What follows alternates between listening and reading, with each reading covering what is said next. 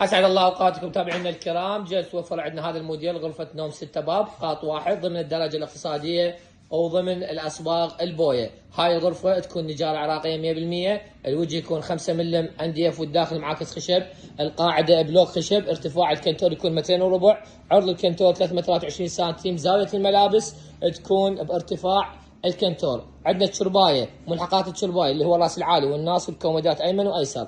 نظام عمل كوموديات باب. الجزامه عندنا تحتوي على بيبان عدد 2. ميز التواليت عندنا يحتوي على مجال عدد 2 زائد ابواب عدد 2. نجي هسه على تقاطيع الكنتور. هاي الغرفه باللون الفيروزي والابيض والتطعيم الذهبي والفضي، الوان متناسقه. زاويه الملابس الجام كله تركي الاصلي.